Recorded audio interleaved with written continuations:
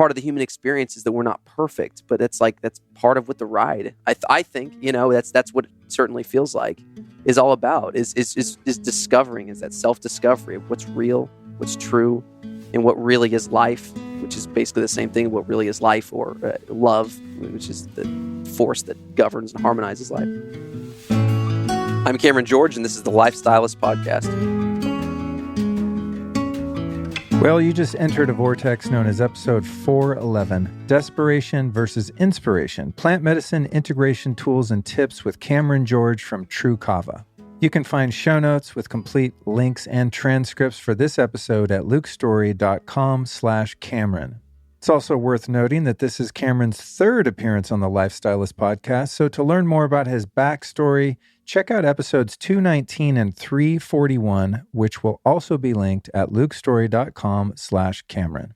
For those of you new to today's guest, he is a researcher, writer, entrepreneur, and the founder of Tru Kava, a company that is striving to set the industry standard for quality, safety, and education around kava within the mass market. Tru Kava is focused on developing scalable, user-friendly products that deliver the full therapeutic action of the traditional kava drink, which has been highly prized in the South Pacific Islands for over 3,000 years. Since discovering the amazing effects of traditional kava during his own chronic illness, Cameron spent many years investigating every aspect of kava and has collaborated with many of the most prominent experts in the world within the fields of kava research and historical kava use. So this dude knows his kava.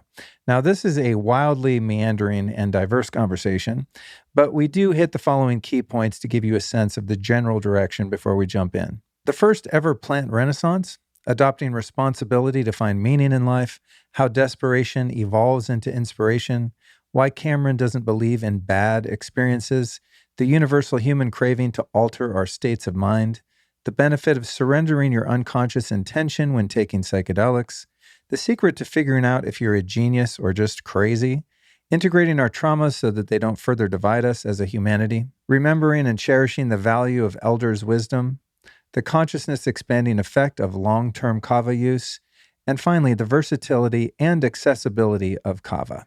We also go into so many other areas of interest that it was difficult to actually write notes for this because we just went everywhere. But it was a very inspiring and expansive conversation. Before we start the interview, I want to let you know that if you've not yet tried Cameron's kava products, I highly, highly recommend that you give them a shot. You can find them at lukestory.com/Tru Kava. That's TRUKAVA. You'll also find a code there, Luke20, that will save you 20% off on your first order. Again, that's lukestory.com/Tru Kava. Okay, that's enough out of me. Let's go ahead and jump right off the deep end of the human experience with Mr. Cameron George on the Life Stylist podcast.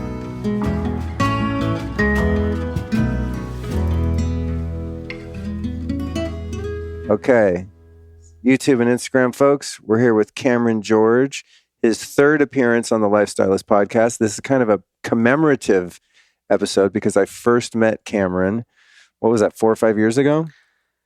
I think 3, because it was 2019, yeah. All right, and I walked by his booth and I saw the word kava, Kava, and I was like, what, excuse me? Because there, at that, well, probably still weren't really any high quality kava products out there, and I really like kava as an herb and I would say a subtle plant medicine, maybe not so subtle sometimes. So we started chatting. I was like, let's do a podcast, and we did it. So we're back here again in Austin, Texas at Paleo Effects, and I thought, you know what, we better just do this again because there's so much more happening in his life and his company, and we're going to be talking about a number of different things today. We're going to cover some stuff on addiction, the widespread cultural use of kava in the West, as it has historically been more of a Southern Pacific kind of thing, right?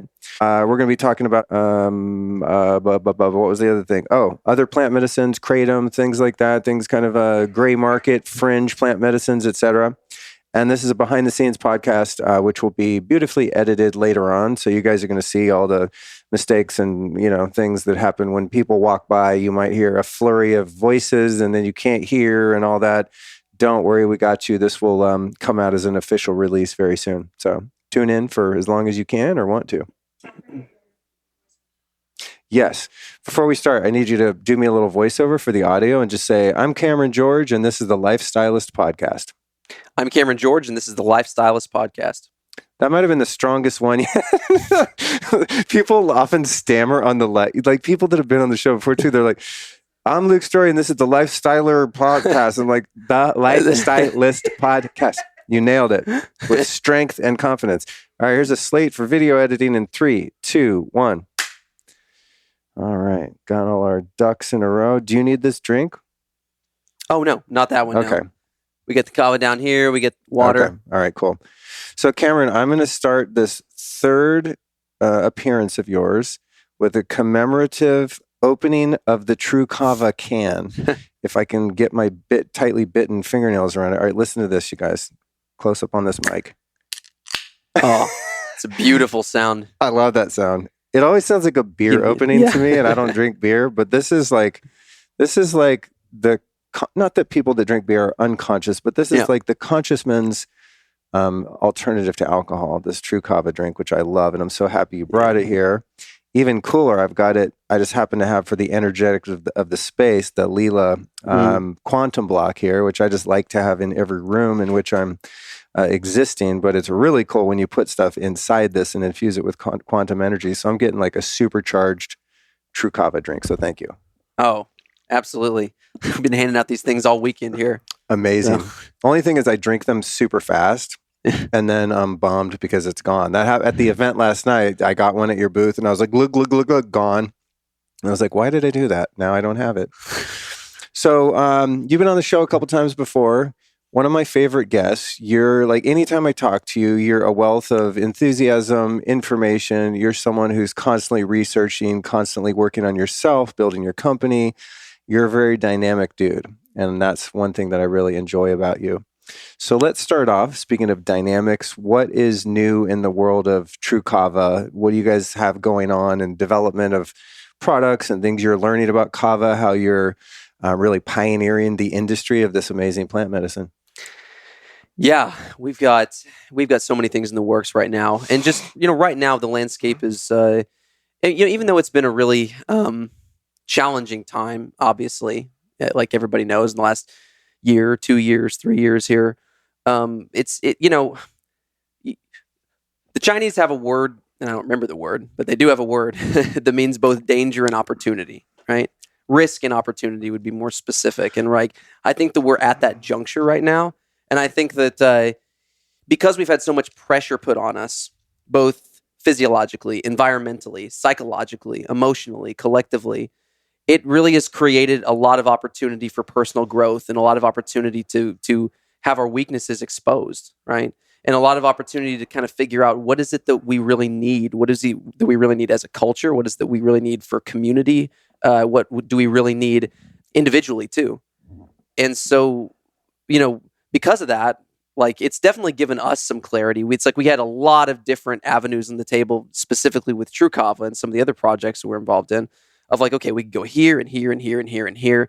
But, for me, especially after the things that I've been through in my life, I mean, obviously the past 2 years, but going back even further than that, we've talked on past episodes about a little bit about my story. And actually, COVID was kind of like another day of trauma for me that actually wasn't all that bad because, I spent all of my 20s in absolute, almost indescribable, just daily hell. Trying to just scour to survive in any way that I possibly could, and ultimately what allowed me to do that was just learning, different forms, ways, strategies to, sort of seek self-empowerment through knowledge, and, being able to then ascertain a vision out of that knowledge and then create a plan out of that vision and then execute that plan. And that's been a long process of understanding that and learning that, especially from where I started from. So, with Tru Kava, we've been working on a lot of stuff, right? So we talked about, on the past couple episodes, just kind of like what kava is, its basic applications, the basic science around it, how I discovered it, how I came across it, how is what we're doing any different than anybody else? Or, for most people, they're just hearing of kava, for the first time on those episodes, or even maybe now. because it really is in this wheelhouse of very relevant psychoactive plant medicines, right? That right now, and we had talked about this before too as well. Like I see this time that we're in right now as kind of a Renaissance period. But just specifically a subcategory to that is that we're in the middle of a plant renaissance, a medicinal plant renaissance, right? Which is part of sort of a renaissance, rediscovery of a nature reintegration process, because the pressure that's being put on us is forcing us to sort of introspectively look inside and sort of get reconnected with our existential core and the source from where we came from, which is the collective intelligence of nature, or we'll perish, basically, right? Literally, like we're falling apart from disease, we're falling apart psychologically, emotionally, and nature is solace and nature is sanity, in my opinion. So, um, so, so basically, where we kind of go from here in the conversation is we there's many aspects that that we can expand on from, like you said, like the addiction aspect of it, because the addiction aspect is probably the most relevant to like what kava contributes to the overall sort of plethora of compounds and strategies that are available. But there's also a broader conversation about plant medicine in general. Most specifically, of course, we've got all the physiologic plant medicines that are being rediscovered, that are available in health food stores and supermarkets and things more and more. But more specifically, the psychoactive and more specifically the psychedelic plant medicines, any of the plant medicines that affect and have the potential to expand and optimize consciousness by creating a more all-encompassing, complex reintegration of the duality of the brain, the left and right hemispheres, that we tend to, under states of trauma, retreat farther into one side or the other, which is why everything in our split groups is split right down the middle. And usually that's predicated by the side of the cortex, the side of our consciousness that is either practical or rational or introspective, creative. I never thought about that. That's interesting. Mm-hmm. So thinking about politically the left and right paradigm. Exactly. That's so interesting. Yeah.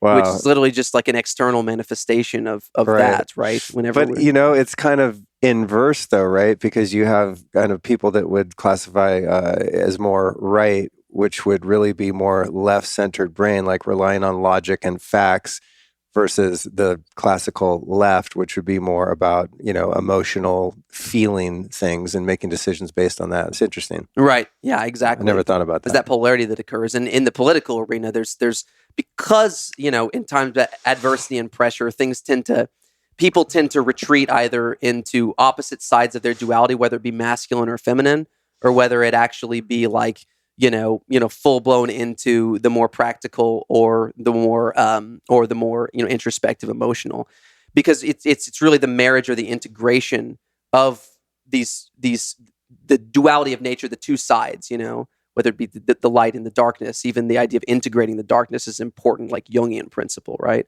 The idea of integrating the masculine and the feminine, right?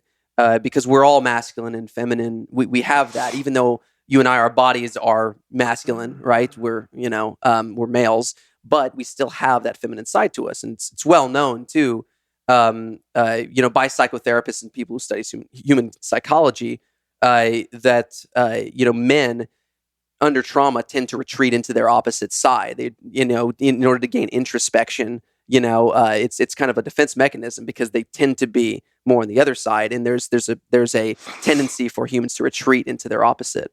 And, women under trauma tend, not all the time, there's all kinds of exceptions to this, especially because, masculine and feminine can occur in any body and all this stuff, but they tend to retreat more into their masculine side to defend themselves, right? It's basically that more of that aggressive side, right? More of that executive side. But, either way, it's just basically, it's a retreating, aspect. It's like the fight or flight. So you're kind of retreating into something that you're not currently inhabiting. But then that happens in the left-right paradigm, is like, as far as like, as broad scale as actually like the brain and consciousness itself, like the two sides of the physical brain that helps, transceive, I guess you would say, from the principle of I guess more of the morphic resonance principle, I guess you'd say, that picks up and transceives consciousness, and then creates that type of your perceptual experience in this body, in this life.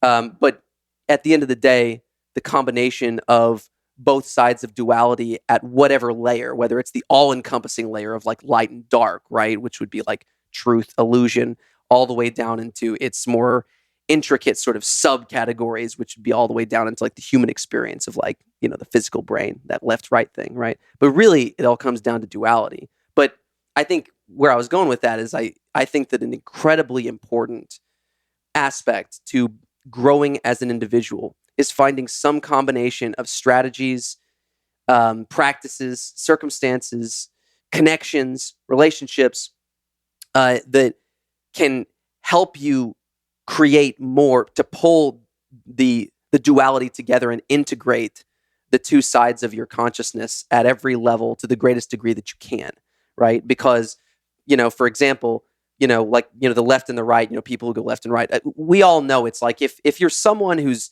kind of moved more towards the center, or that just has gotten to a point in your life where you can look really, truly objectively, like it's hard and probably, none of us can fully be objective because we all have our own biases and we're human. But if you can look just objectively about, say the two sides of the political sphere, you can pick and choose, where one side is right and where one side is part right, and that the rational and the creative and the emotional both actually have their place, right? Whenever you fuse emotion with rationality and practicality, you get emotional intelligence, right? If you have emotion that's raw and by of itself that comes out from our more primitive side of just the survival, fight or flight thing, that's just called emotional reactivity, and that's dangerous, right? So like whenever people say you need to think more, your mind has to be stronger than your emotions, which is something that a lot of successful people have said. Kobe Bryant used to say that. What I think that he really meant was not that the emotions aren't important. Your emotions are what make you human. They're incredibly important. But it's the integration of the mind, and that the emotions should be filtered through the practicality of the mind and integrated so that you can check it against measurable aspects of objective reality. So like, does this emotion make sense? Is it in line with objective reality, right? Because just raw emotion by it of itself is the quickest path to the most delusional behavior that you can imagine, right? That's how dictators take over, is they hijack emotions, right? So, through a lot of different means. That's how sociopaths, that's how cult leaders, all of this stuff, So anyways, that left-right brain sort of, fusion is really important. And so kind of back to how I got started on that was just, we're talking about plant medicine, right? And the just, giving it some context of why psychedelics or entheogenic compounds, these very specifically comprised organisms, which is what they are, right? Whether they be out of the fungal kingdom, out of the plant kingdom, or even out of the animal kingdom, say with like bufo. They are organisms that have developed the neural network that can produce chemistry that's fully compatible with other aspects of the natural ecology too, which all humans are. That that can be transferred when one ingests that, and it offers, almost like a connection between two synapses. We talked about last time. We talked about sort of that principle of like do plants kind of surface at a time of great need because they have an intention to want to. You have a great memory, and it was, by the way. Yeah. I need to drink more kava, man. How do you remember this shit? Yeah. Then again, to be fair, you only had that one conversation with me, and I've probably had 100 since then. But Dude, that is fair. But I love that you're able to catch those touch points. Yeah.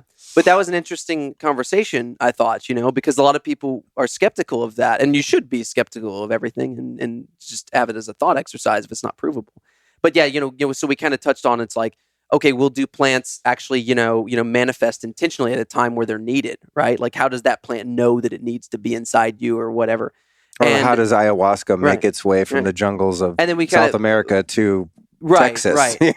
And my perspective was tailoring it back to the base of like the Gaian principle, that this underpinning intelligence is the baseline of reality that's orchestrating everything, and that all these organisms are like extensions of that, like apples on a tree, right? And so just like microcosm, macrocosm, as above, so below, right? Just like the human mind, like the collective mind of Gaian principle, like of the planet, There are a bunch of other individual extensions, units of life called cells, brain cells, right? And whenever one cell is in trouble, the entire system will orchestrate other cells and recruit other cells to be able to go and to give that cell aid, to either, break it down and replace it, or give it aid and, secrete all kinds of things to allow it to heal.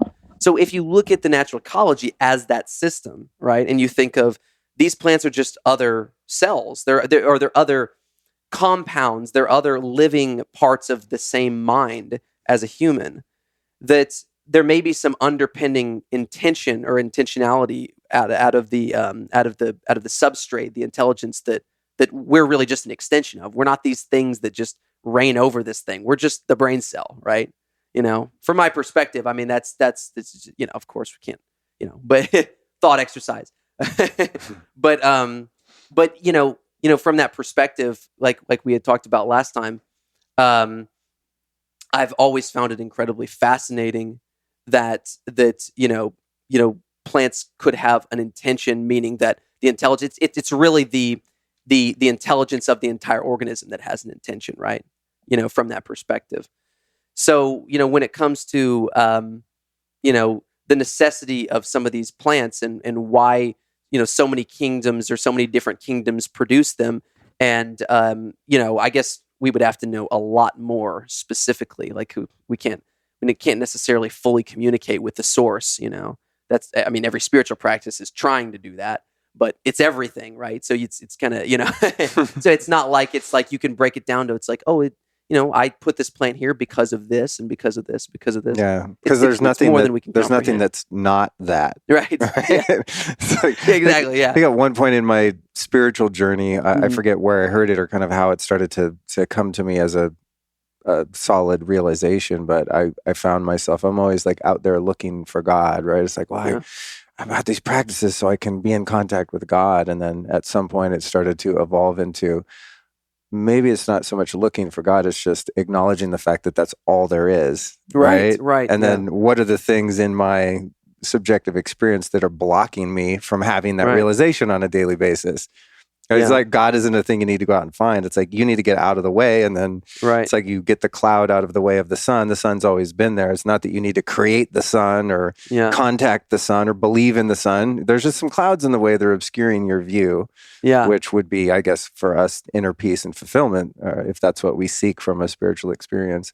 It's like you're not just this separate entity that's just been placed on this physical earth or in this existence, just this puppet that life pushes around. It's like that old Alan Watts quote. It's like, the real you is not a puppet that life pushes around. The real deep down you is the whole universe, or that, you are, how did it go? You are something that the whole universe is doing in the same way that a wave is something that the whole ocean is doing. That I loved that metaphor. I always thought that was beautiful when I heard that. It's like, gosh, how much wisdom is in that. It's really powerful under that sort of kind of oneness principle that's kind of unanimous throughout all, even religions, but all spiritual practices of like, really like we're part of a process that is life, right? And so any spiritual practice or anything that we're trying to do for personal growth is really just trying to dissolve the barriers that we've created that have brought us, that have created some perceptual, separation from the process of life, where we're not synced with it in this human experience, or we're synced with it less.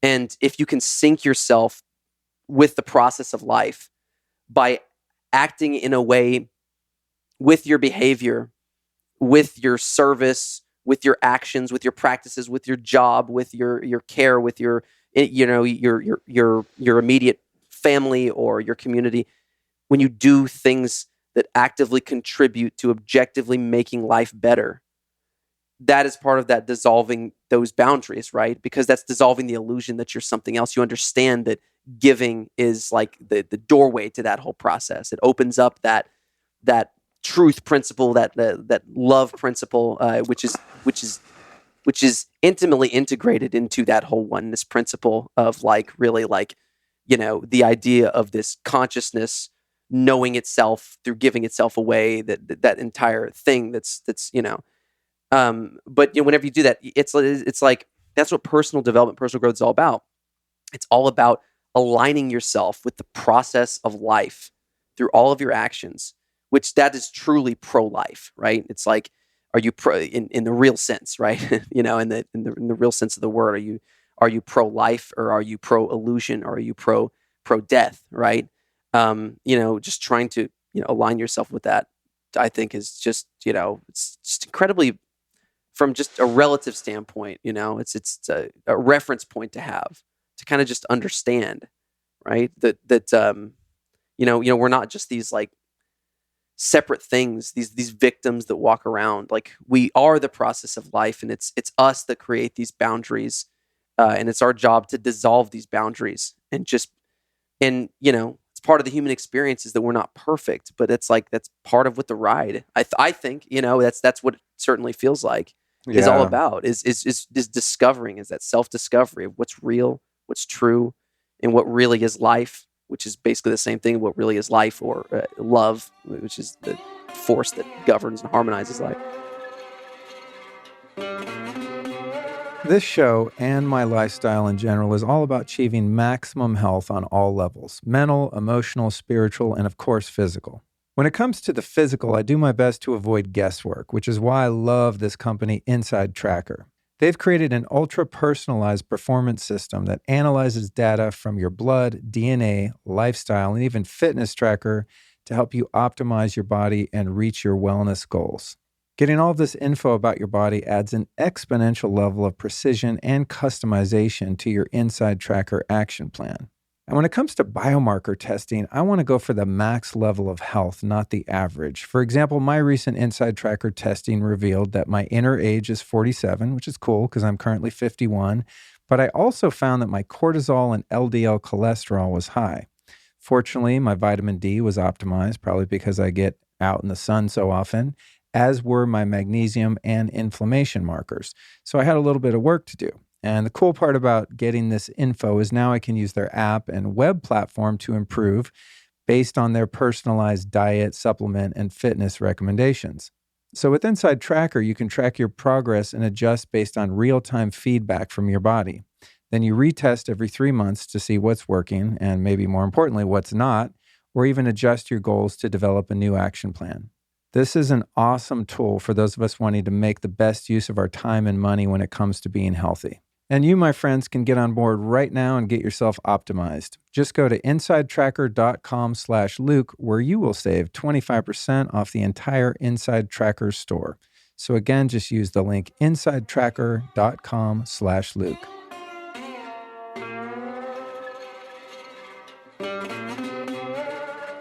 Embracing the imperfection, I think, the imperfection within oneself and the imperfection in humanity is the key to peace, right? Mm-hmm. Because and I've talked about this a lot on the podcast because it's such a huge revelation to me, but let's take like the human experience on Earth and all of the strife that we see, poverty, suffering, starvation, just all the bad things, right? If we could just fix all those, kind of the do-gooder syndrome, right? Of like, there's something wrong with the world and I know how to change it. And if it was just the way that I believe it should be, then all would be well. But from the perspective of earthly life's purpose for humanity being the evolution of consciousness, planet Earth and our experience is absolutely perfect for that, right? Right. Because you have this imperfection and you have a spectrum of consciousness in which you can play. You have the free will as an individual soul and a body to move up and down this scale of what we might call in duality, good or evil, right?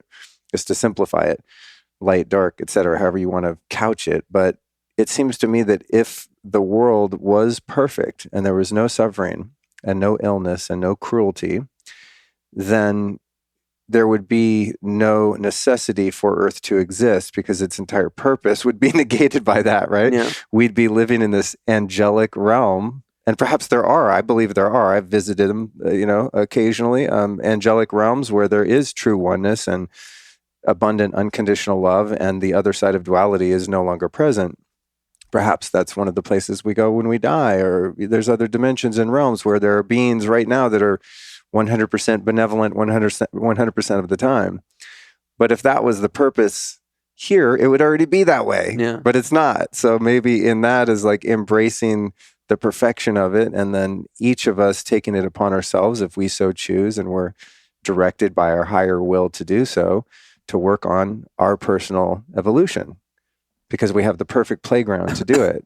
Sort of like if we lived in utopia, it would be like, sending a postgraduate student to kindergarten, right? It's like, well, what would be the purpose? We have to have the bandwidth of experience so that we have some malleability and room to change and evolve. Otherwise, we would just be all at the highest level and we'd all just be here singing Kumbaya, and there would be no room for growth. And there would be no perception of the significance, right? And the meaning behind that state on that level of perfection, that level of greatness, or, experiencing it. Or at least, of course, nobody knows exactly, I mean, about any aspects of these conversations, but just, from a feeling standpoint. Yeah, that's beautiful what you said. I mean, there's, perhaps, even this place here in space and time that we reside, that we call existence and life, was just part of, it's just resides somewhere in infinity, never ending, infinite existence. Perhaps it's part of a training module. Perhaps it's an intermediary in order to instill within us a sense or an understanding or a perceptual experience of significance, so that it can be an experience moving to higher levels, moving, dissolving those boundaries and remembering, who you are, or the oneness remembering what itself is, right? Mm-hmm. And again, this is, philosophers, greats, Alan Watts, others, always had interesting thought exercises where he would bring the crowd through and, say things like, imagine that you could be that you could be anything that you wanted to be in existence. Basically, imagine that you were the oneness, or you were the base. Eventually you would get bored, and you would go off and have great experiences that were absolutely perfect. You'd go off on great adventures, and you could turn into anything that you want. You could manifest any experience, and eventually that would get a little bit boring because it's too easy, right? And then you start to go down the ladder, and you have every experience humanly possible. And then eventually you would end up in an experience that is you right now, exactly where you're sitting, no matter how big your trials and tribulations are or anything like that. At some higher level of existence, there's a manifestation of the construction of the process of building the opportunity for experience. So for something that is infinite, if it was infinite, for it to experience itself, it first has to forget what it is. Yeah, it has to differentiate. And I know that's a lot of this is probably even over. This is pretty intense. Conversation, obviously, and but I mean, anyone who's ever engaged in these spiritual practices, religious practices, or read any philosophical texts, I think it's important because these are underpinning themes here. And none of us know for sure, right? Even the wisest people, the great authors and researchers, scientists, spiritual practices, gurus, etc. Like even the wisest people can't see all ends because that's part of the human experience. That's something that we know for sure, is that we don't know. We don't know everything. That's a good place to start. It's a damn good place to start, because only then can you even start to learn anything, if you can admit that. Yeah. Right. So like, no matter what experience you have, where you go off into other places, or even with plant medicine or anything like that, it's just, the deeper that you go, and especially if you've been humbled by real life circumstances, nothing will teach you that you know nothing more than like being slapped the hell around, like through serious trauma. You can go have a blissful psychedelic experience and come back with a bigger ego, right? You try having a horrific experience, or going through 10 years of absolute hell, clawing your way through it, horrific disease process, or watching a loved one do something. And it's either going to crush you, or it's going to change you for the better, right? And so that's that kind of risk opportunity type situation I think kind of we're all in now. But even just to kind of like, circle it back a little bit, I think it was good that we kind of went there because, a lot of that just is some of it is interesting thought exercise, but a lot of it is just, some of the core principles of just, the pursuit of purpose and meaning and truth, and which is our highest aspiration of humans, no matter what way you slice it, no matter what your religion is, no matter what your perspective is, even if you, say that you're atheist or anything like that, we all understand that meaning and purpose are important and that love and community are important. And those are just different ways of kind of trying to pull back the curtain and see, like, where does that stuff come from? But we all agree that like, anyone who's not a sociopath agrees that, right? So the reason I think that's kind of good having a little bit of that conversation, because it kind of puts into context like what we're seeking with any of these practices, right? When we talk about like psychoactive plant medicines, right? Or if we talk about meditation, deep breathing practices, or psychotherapy, or any of that stuff, what are we actually seeking? We're seeking a sense of meaning and a sense of purpose in our lives, and we're seeking fulfillment, right?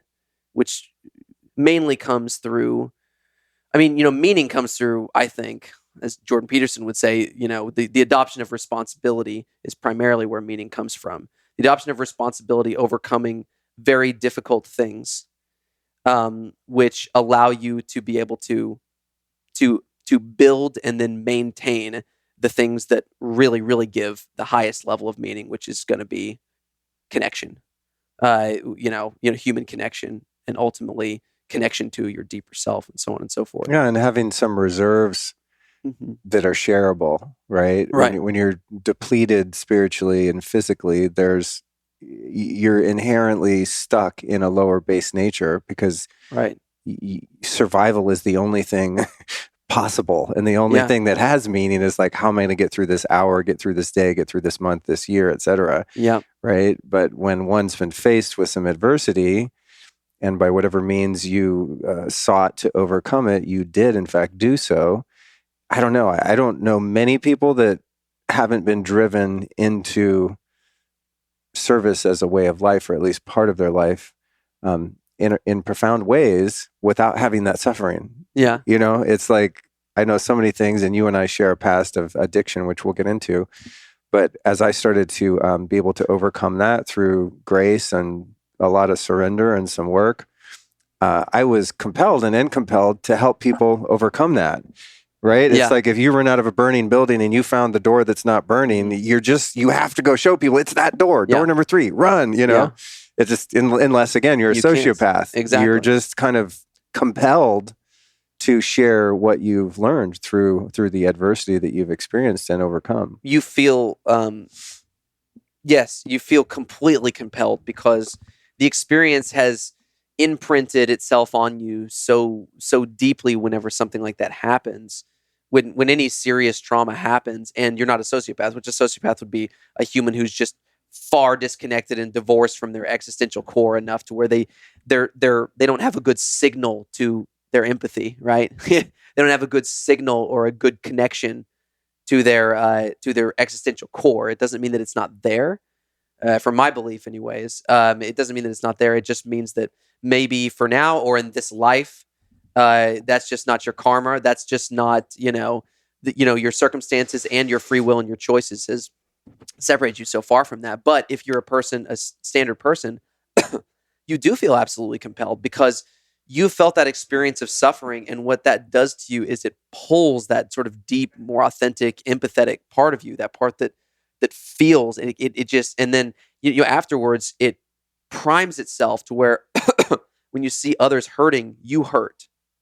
You're not, it dissolves your ego, and your ego is that thing that creates perceptual separation. But yeah, when that's dissolved, you just automatically feel people's pain more, which is a natural thing. It's not something that you have to develop. It's in you. It's just those barriers get dissolved and you find it. And so that's why people, we've talked about before, I think the 2 paths to growth, right? It's like there's the desperation path, which we've been talking about, right? You're forced into a corner, and that's powerful because that locks into, your primitive system, your fight or flight system, your DNA. It's in you. It's that survival mechanism. And then there's the inspiration path, right? The inspiration path is like seeing something that someone else went through or your own process and shifting out of the desperation and then just being truly inspired. I honestly think a lot of people would tell you desperation is more powerful. Like you need to like be insecure and angry or hungry in that regard to be successful or to be aggressive. There's aggressive is a dual-sided coin. Too. There's a good side and there's a bad side. There's a good type of aggression. I think inspiration can be more powerful if it's someone who's been through, especially people who have been through the desperation and then have had their inspiration. Like they're not in the desperation anymore, and they can build. It teaches them how to build a life that they can avoid that desperation or overcome that desperation, and which awakens many times an inspiration. And that locks you into something that is innate inside you that I believe is connected to your existential core and your real power, like what you really are. That's so good, dude. I've never heard it articulated that way. And it sparked something in me thinking about the early days of my own recovery from addiction and coming to the realization that seeking a relationship with a higher power and living truly a spiritual way of life, however difficult that was in the beginning.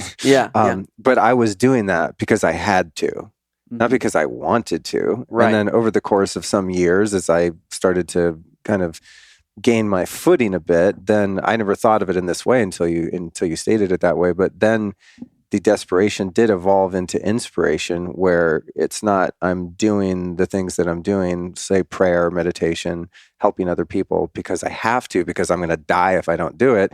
But it's like, well, what else is there to do? Of course, that I'm compelled to do it. I'm inspired to do it.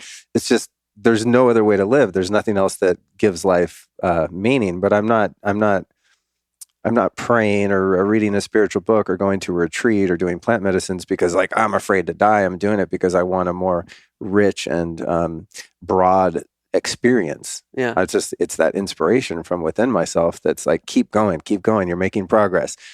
Not because I have to, but because I want to. And when you think about it, it's a beautiful process because desperation is such an opportunity, right? It's like that risk opportunity. Like I was saying, I believe we're in now culturally. It's such an opportunity in that way because desperation is usually all about self-preservation, right? Especially in like a disease process or something, and that has its purpose. It's kind of like those dark times. Your desperation is part of darkness. It's a dark experience, but it has its purpose because it teaches you how to be inspired, right? Because it's like freedom. Only people that are truly deprived of it have the slightest inclination as to what it is. And we're starting to experience a little bit of that in the last couple of years here, that we live in this bubble in this part of the world that most of us, going back, decades, have never even tasted. We've never tasted any form of, of real control or enslavement or, we've been able to walk out of our houses for the most part, not worried about being brutally killed by, someone in our government just coming by and saying, I'm going to execute you today, or I could get to tell you what to do, where to work, how to think, how to feel, how to speak, all these kind of things. We've tasted a little bit of that. And I think that I'm optimistic about where it goes, but we definitely have dipped a little bit into some darkness that I think has catalyzed some inspiration in at least a percentage of people. So, desperation is a catalyst. It can be a catalyst. It's an opportunity. It's an opportune catalyst, right? For inspiration. But it's a beautiful thing because it's like we were talking about the purpose of darkness, right? Of like why you need darkness. It's just like, in order to have that experience, in order to be able to dissolve those barriers, to remember who you really are and to find your true power, right? The truth inside of you, the truth that resonates inside of all of us, that's that core that in most spiritual practices we believe is unconditional love.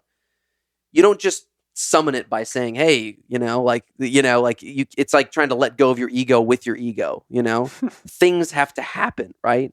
In order for it to, in order for you to connect and sort of come off of yourself, because we live through our egos most of the time.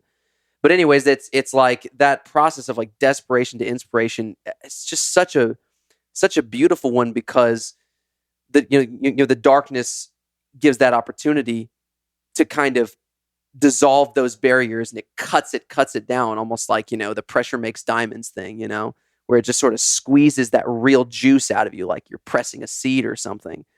And then it's there. And once it's there, it's kind of like that saying, like, the truth is like a lion. You don't have to defend it. It defends itself or whatever. There's a part in every person that just, whenever you become truly inspired, you don't have to fully push yourself all the time anymore. Like, when you're in desperation, you're constantly having to kind of find ways to, like, motivate yourself, right? So whenever you find a way to push yourself, that's good, because at times you need to do that. But whenever you align yourself with something that's real, something that you're meant for, something that you're made for, and it's pulling you, you have a whole new level of power, right? Real power, right? Because then you're not constantly having to motivate. You're being pulled by something. I've actually heard Tony Robbins allude to that before too, when he's sort of discussing his trajectory and his process of sort of aligning himself with what he was made for. And obviously everybody knows the guy is like an absolute machine, because the guy is like aligned himself absolutely with some level of like synchronicity, and throughout his experiences and just being with those things, and it just, or people like him, right, that have just been able to do so many seemingly impossible things and reach so many people. Like, that power is inside of all people, and some people never find it in this life, in the individual lives, and maybe there's a higher purpose to that too within the entire organism. Yeah. And I would say that there certainly is, right? There's some sort of, darkness, opportunity or principle for the collective in some way from everything that happens. I'm kind of at the point in my life where I don't believe in bad experiences. I believe in painful experiences, right? Some experiences are incredibly, unimaginably painful. But every single time I've had a painful experience that I thought was a bad experience, I saw on the other side that at some level there was some meaning to it. Not that every bad thing that happened to us will be able to actually see the full magnitude of its positive impact in our lives. But say if you watch somebody else who actually does perish under their bad circumstances, usually at a higher level, collectively, somewhere, somehow, there's some sort of meaning for it in reality, whether it's to give rise to this or that or whatever. Even if in this life you can't zoom out high enough to see the big picture, because we're locked in right here. Yeah. Which kind of takes us, even to just kind of bring it back a little bit. I know that we started this conversation with that. So where are we at with Kava and Tru Kava and all that kind of stuff? And then we went here right off the deep end. But I think that it's interesting though, because a lot of this is some really baseline, just not only just like human personal development, but just like principles, philosophical principles that are centered around finding meaning and purpose, and establishing some level of sanity and mental health.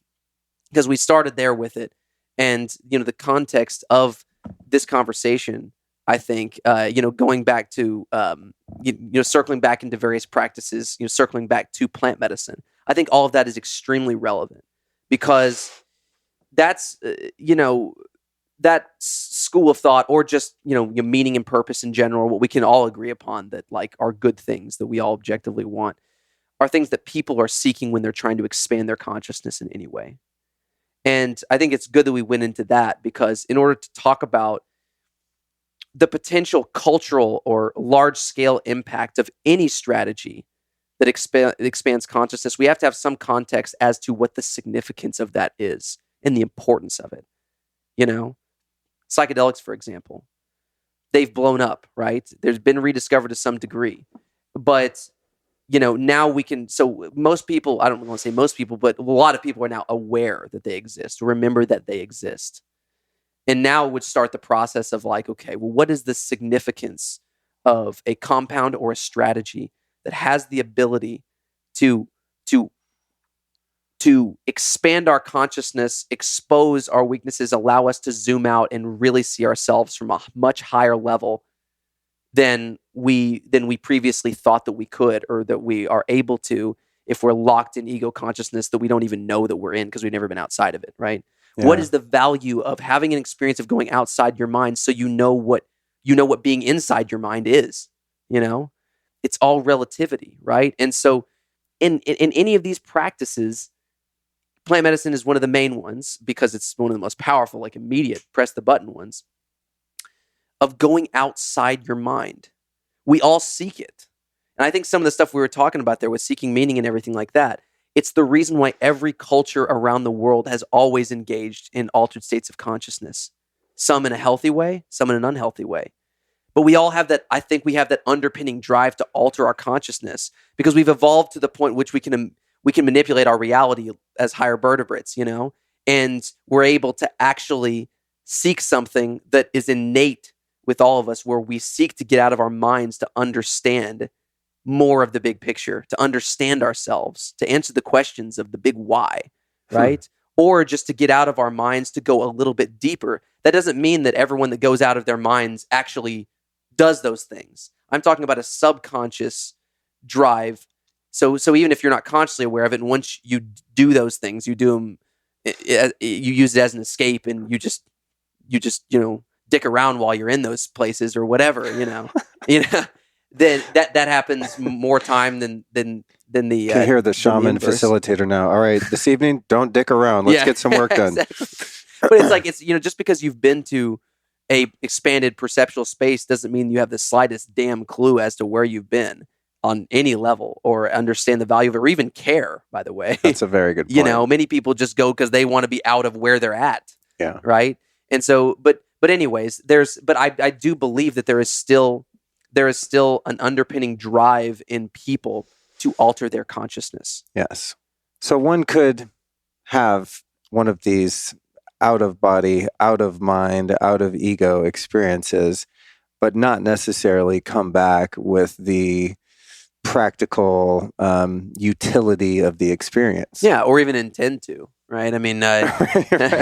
I want to see some freaky fractals, man. But the main thing is that there's really no question. I don't think that there's any way to make an argument for the fact that human beings have an instilled drive towards altering their consciousness. Anyone who's ever written books on psychoactive practices in general, or even foods or medicines, plant medicines, it is obvious that we have an obsession with altering our consciousness. Michael Pollan's written about this when he wrote a book about psychedelics. It's a really good book. We do. And I think that part of what we're talking about in this conversation is at least on the track of, some of the underpinning reasons why, and we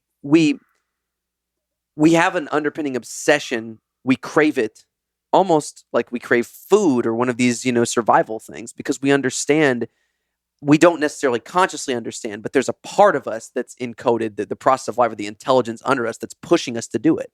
Almost like the conversation about, the intelligence of nature pushing the plant to give something to us.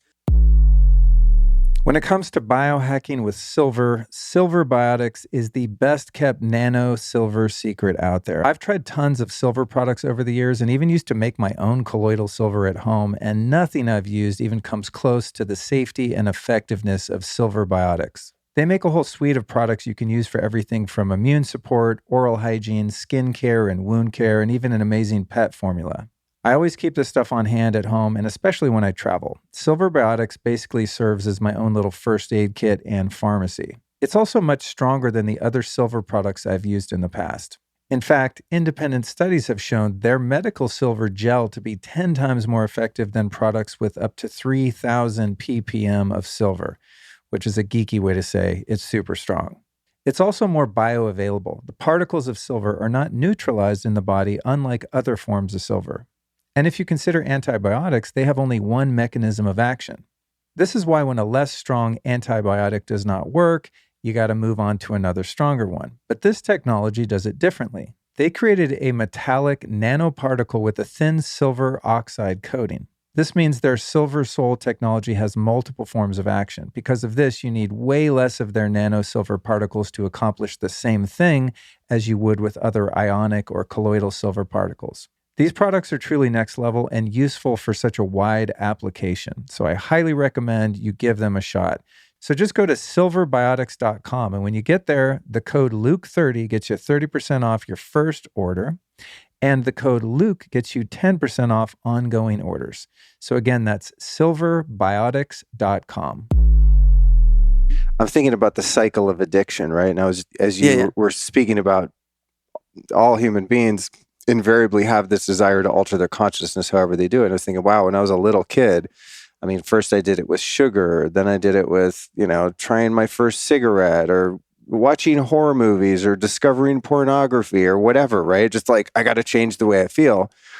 And for the first half of my life, it was all about the avoidance of pain, right? It was out of that desperation. And then there's a certain turning point at which, I guess in one's development, in some cases where the inspiration that we were talking about kicks in. Yeah.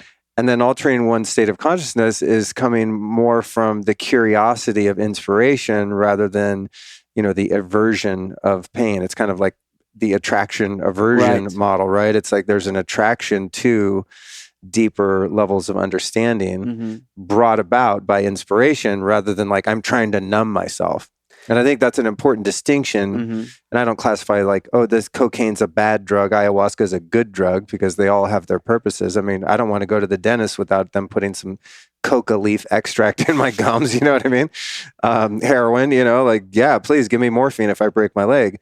So it's not a good or bad thing, but there is kind of a classification, I think, in at least with mind altering substances, in terms of, do they bring one into a deeper relationship with who and what they really are, or do they separate one from who and what they really are? And that's an interesting kind of... Which comes to what you bring to it from an intention standpoint generally. Right. Sometimes there's a conscious intention and then there's an unconscious intention, right? Because what a deeper part of you really wants, sometimes you may not have any clue, but you'll get what you really need, which is what a deeper part of you wants, right? That your ego or your conscious mind doesn't know. A lot of people know that when they go into psychedelics, they think, hey, I'm going to get this. It's like, don't make plans for a psychedelic trip, because what's going to happen is going to happen. And whether or not it's painful or something that you don't like or something that you need to address is one thing. Or maybe it'll be blissful and it'll be very nice and it'll be a very, very good both experience. But people who have good experiences are people who surrender to what automatically comes out, the intention that's underneath, that comes from that substrate, that comes from that intelligence that goes deeper than even human body and human existence and just the core of who you are, just tailored back into that substrate reality thing from my perspective. But anyways, my whole point in that was just that no matter, what your intention is from your conscious mind, that underpinning drive, there's almost like there's a magnetism there, right? Like the opposite ends of, north and south on a magnet, like we are pulled towards altered states of consciousness. Now, we can either distort those once we engage in them with our conscious mind and our intentions, if we go into them with bad intentions, for example, or we resist what it's really being pulled towards or for. So if we engage in it from a desperation standpoint to escape pain, then we're going to it for an escapism purpose, in which you usually don't get great experiences, or you just get meaningless experiences. You see good, fun things, but and you can have a blissful experience where you're running around in blades of grass and in kind of a state of astonishment or whatever. But if you set the intention from an inspiration standpoint, that's where the personal growth comes, because you're saying, I want to dig deep, and you consciously focus on those barriers and where are those things, so I can pull out the weeds instead of just trying to go from the lawn with the weeds onto the nice lawn and roll around.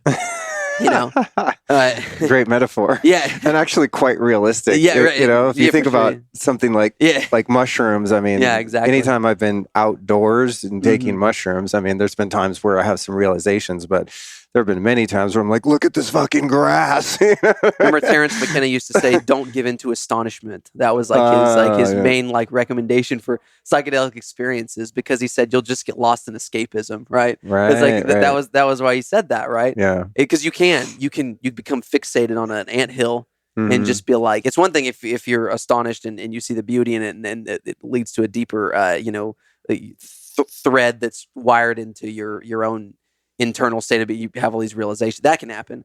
But if you just are just staring at it, it's like, whoa, that's trippy. then you can get lost in that kind of escapism thing because it looks cool in that moment or whatever. So the main point is like intention can certainly affect it, but this underpinning drive is there.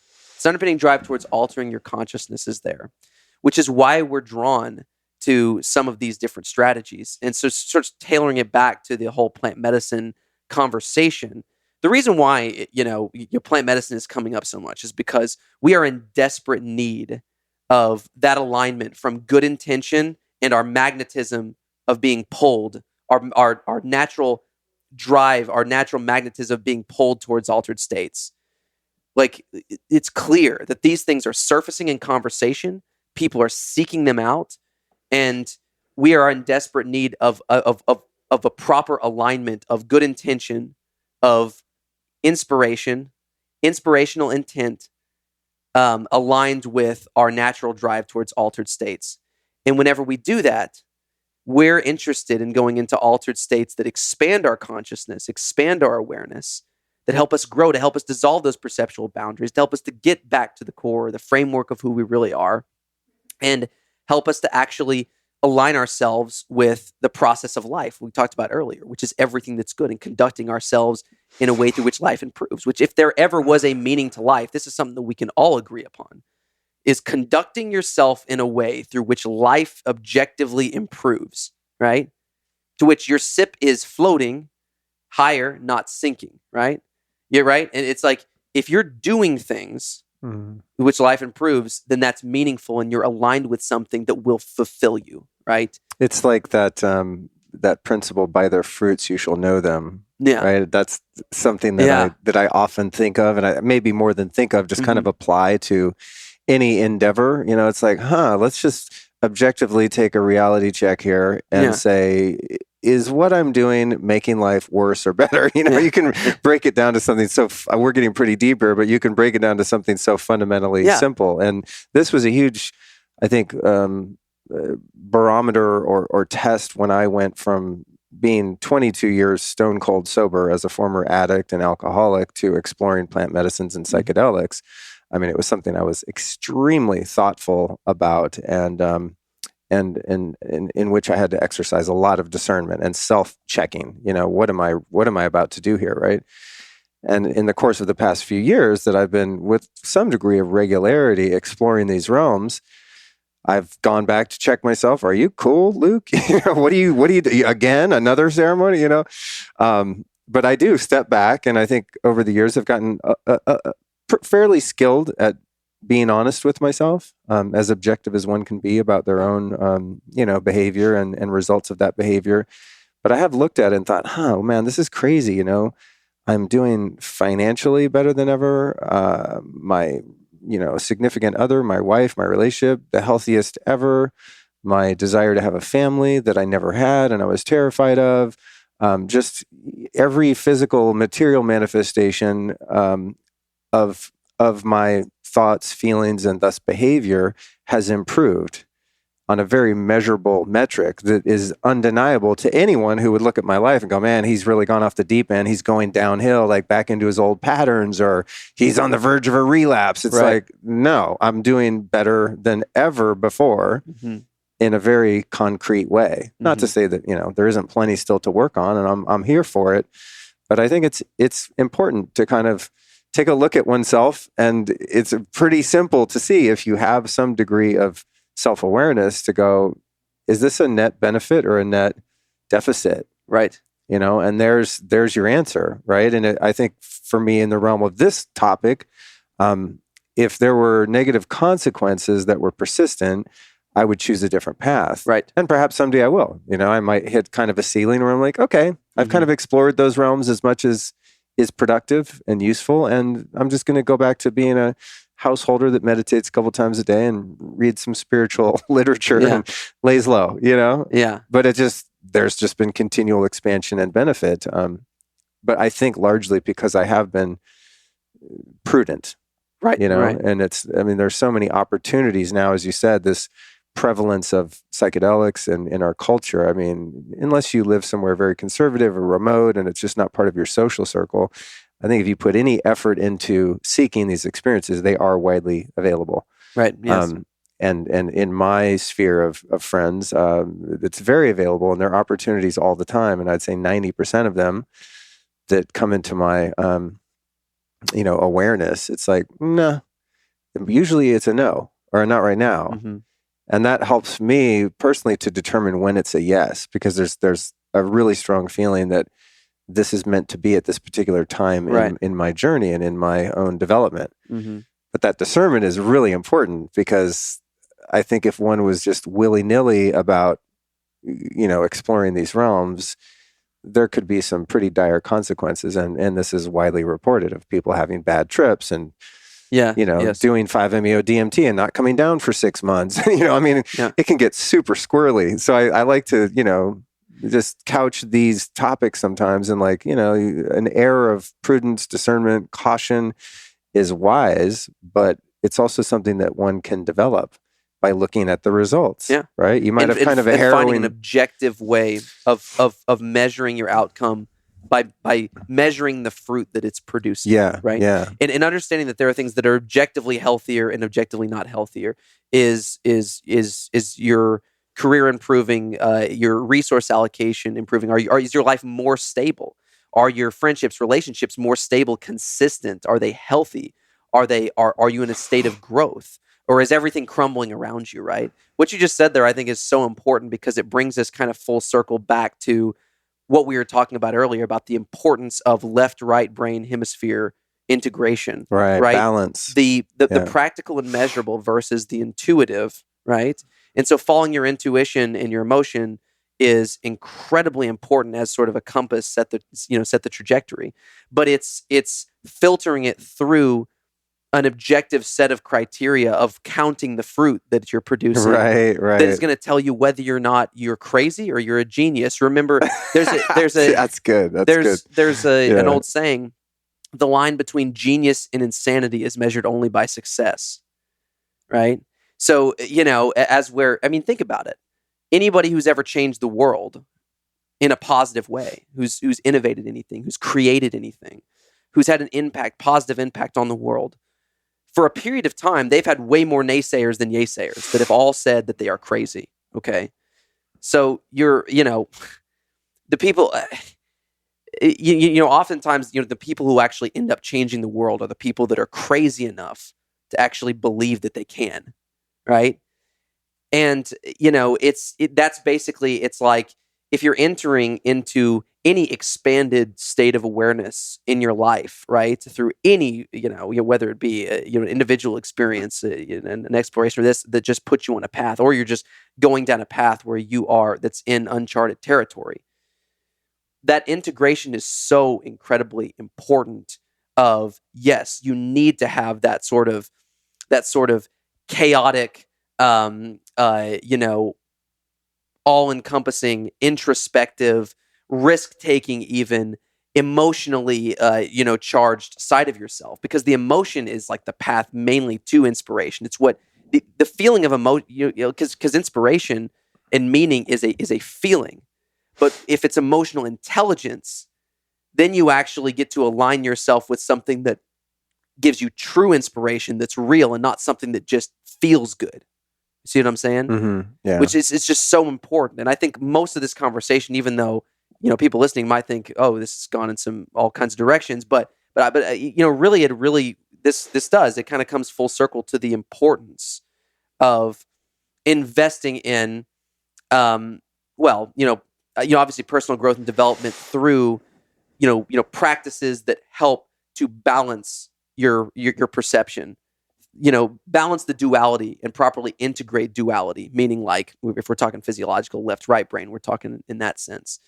But the fact that all of these sides, we need to be aware of the sides of our duality, and to find ways to properly integrate them. Because right now, the biggest problem in the world or that's a bold statement, I would say a huge problem in the world is certainly straight up division. Just perpetuated negative feedback loop, self-perpetuating division, which comes from an individual level, non-integration, right? Because whenever people are properly integrated, they can see other people's perspectives and respect other people's perspectives, and they check their ideas and the other person's ideas against the fruit, right? Objective reality. And so you end up agreeing a lot more because the fruit ultimately is the proof of like what it's the sum of how many of my ideas are working and how many of your ideas are working, and then we measure it. And that's really what the scientific method was before it's hijacked through various means. Was meant to do, right? It was to take our inspiration but ground it into a practical, measurable, countable, counting fruit that you're bearing, sort of system methodology that it doesn't matter what I think or you think. I have my ideas and I chase my ideas, you chase your ideas.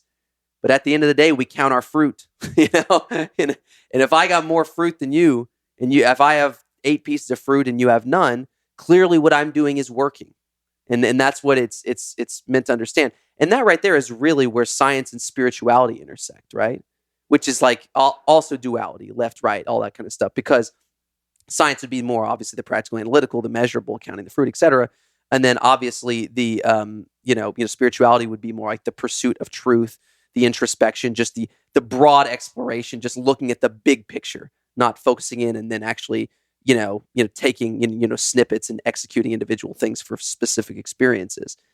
The fusion of those things is like just absolutely incredibly important, and that's where science and spirituality really do intersect, and why it's not one or the other, right? We have to have rationality. We have to have introspection as well.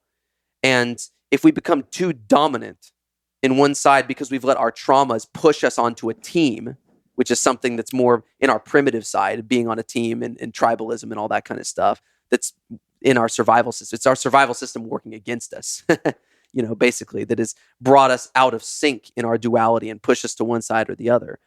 And then you get that polarity. Then the magnet is flipped and we're repelling each other instead of coming together. Then it's a huge problem.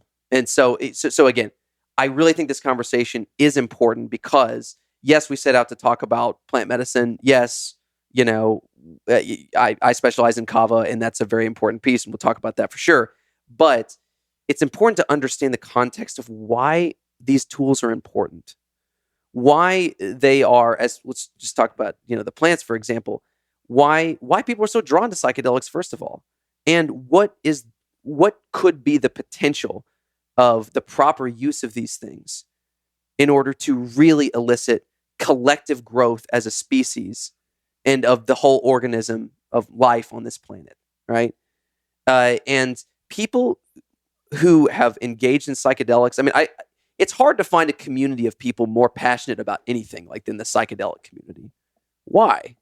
Because it's, the experiences that you have when you really have a powerful psychedelic experience are truly outside of your mind.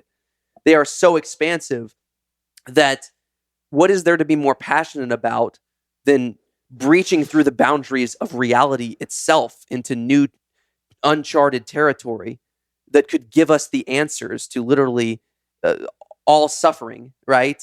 Possible, or at least, one step at a time, or all that we're able to do in this life, this reality, whatever. It's like, what could be more important? And so, this conversation is getting more relevant all the time, right? There's so much about plant medicine, today. There's so much desire towards plant medicine. They're all becoming legalized, slowly, right? And people are just obsessed with them. The biggest podcasters in the world, or the biggest people who become the biggest voice in the world, are actually people, many of them, Joe Rogan, very good example, who have largely gained a lot of popularity by being an advocate for those things and the thoughts that expand out of them, right? Those conversations, let's take that podcast, for example. It's like the biggest one in the world. All of those are very, very psychedelic-like conversations, or conversations that are very, very open and fully integrated, and that usually try to respect both sides of that coin that we're talking about. And people are drawn to that. No matter how long the conversation is, for 3 hours, people are hungry for growth. They're hungry for truth. They're hungry to just become better. Doesn't mean it's like some kumbaya reality where it's like you take some plant and it's like you're going to like ascend to the heavens tomorrow or something. No, but and there's no one magic bullet. It's an opportunity. All these things are tools for personal growth and development, and anything that opens up larger opportunities, for us to just become better and to just become more of who we really are and find meaning, fulfillment, and purpose, I think is just so important, incredibly important. I'm going to take a moment to ask you something. How often do you wake up in the morning and instantly wish you had just one more hour of sleep? You hit the snooze button and hope next time your alarm goes off, you feel more energized. Well, I get messages from people all the time specifically asking for brain solutions.